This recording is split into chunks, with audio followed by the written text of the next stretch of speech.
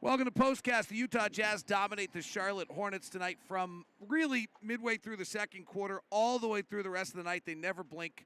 Pretty solid, professional win. We'll break it down and talk about it coming up on POSTCAST. David Locke and Ron Boone with you here on POSTCAST tonight as the Utah Jazz played a Charlotte Hornets team that was without their best player, LaMelo Ball. We're 13-34 coming in.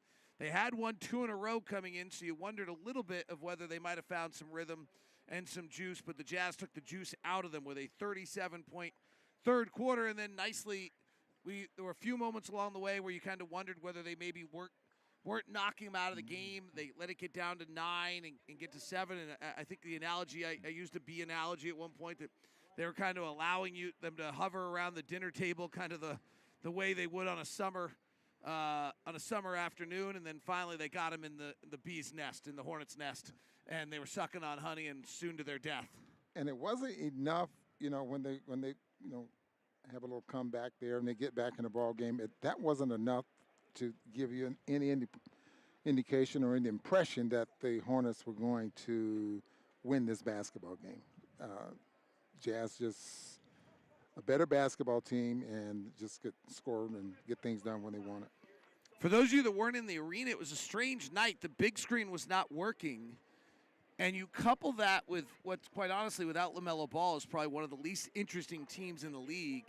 And the lack of game operations. Our game operations crew does great work, and they produce the whole program. I mean, there's people that are in charge of this that that's their jobs. There's a huge amount of effort that goes into making sure this arena is pumping and it's got energy and all those things, and they couldn't do it tonight. And then the game didn't fabricate any natural energy. And so I actually kind of give a little bit of a tip of the hat to the Jazz, because with the arena not bouncing like it usually does, it could have been a night where you lost your focus a little bit, and they didn't seem to at any point. The dance cam. I mean, fans love that dance cam. Huh? And the dance cam. You're right. I mean, they love that.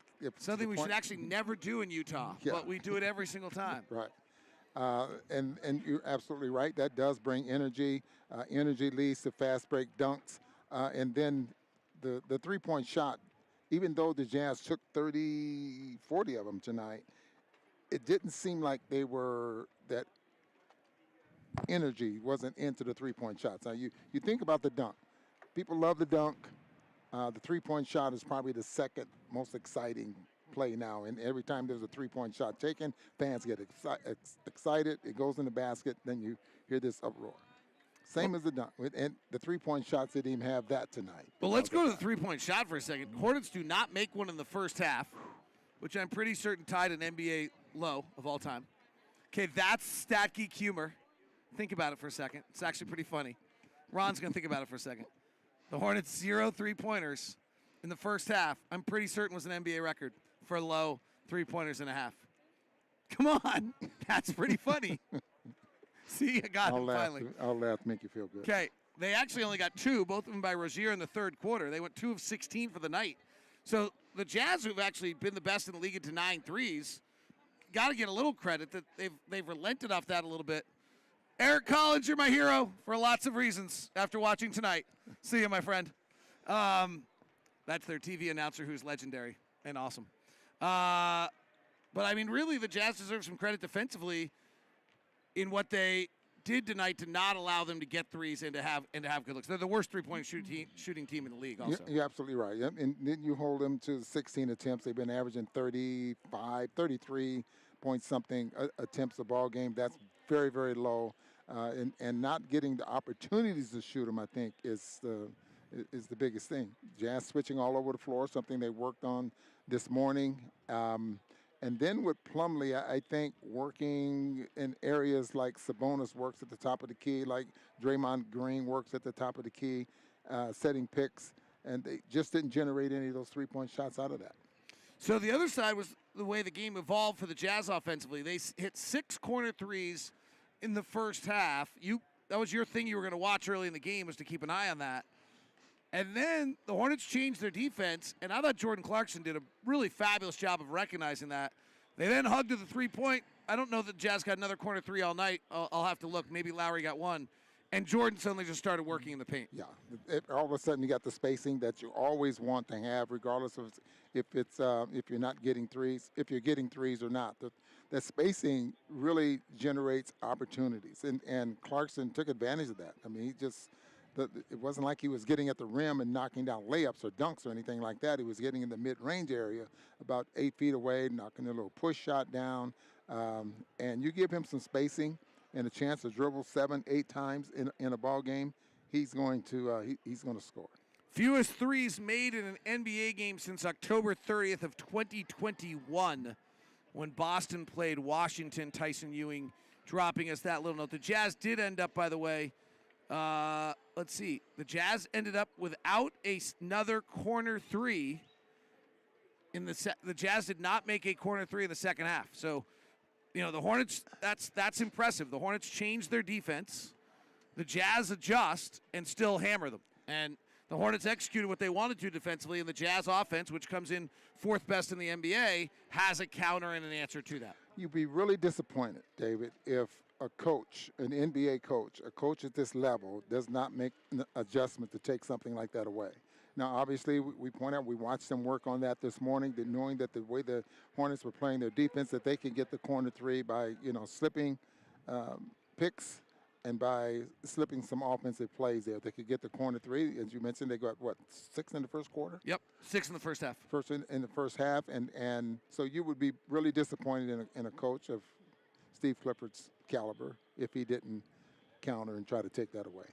A few box score notes that are great signs. Malik Beasley, 3 of 6 from 3, and the shimmy came back. Mike Conley might be the most exciting one of the night. Mike Conley goes 4 of 8 from 3. He is now 50% from 3 in his last 6 games. He came back from that knee injury. It took him a long time to figure it out, but he may be back playing at his top level, and if he is, that's really good for the Utah Jazz. Very good for the Utah Jazz. Why? Because you always have so much confidence in his shot, but then his playmaking ability, recognizing situations out there on the floor. How many times did he force Markkanen to get down on the mid block, so we can get him the basketball, and then Markkanen having the ability to make plays out of that, even if he didn't score, really makes a big difference. But aside from that, some of the Jazz have 25 assists, and the top assist getter tonight was Tucker. Everybody else 2-3 assists or something like that. So they were moving the basketball and getting some good plays. There was a scary moment. Ochai Agbaji went up for a dunk, fell super hard on his left wrist. It almost looked like he banged his head. He came back and played in the game, had tape on the left wrist, but seemed to be okay, so that's great news.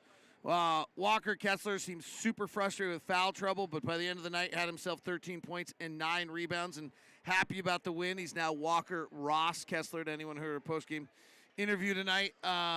And then we don't want to, Lauri Markkanen just calmly went 25 and 11 tonight. Yeah, Kessler did not get a block shot. That's very unusual. He usually comes up with at least one steal in the top 10 in block shots per game. So what else? Nothing else. Well, Charlotte's just probably the least interesting. Without LaMelo Ball, is probably the least interesting team in the league. And honestly, Gordon Hayward, his second game back, looked like a guy playing his second game back. He didn't have any bounce. He's really just a power play. It's sad to see what the injuries have done to Gordon. His peak of his career was his 7th and final year here in Utah when he was an All-Star, and then that injury changed him, and he's just never been able to be the same player. It's really super sad for a guy who you can be upset the fact that he left and went to Boston, but he was on the quest for greatness, and he was obsessed with it, and it's super sad. He is going to, for the rest of his life, wonder what could have happened if he had not gone up for that alley-oop. He had a solid game. I mean, solid offensive game, could shoot the three, and wasn't the quickest guy in the world, but he could get to his spots in the paint, to the rim offensively.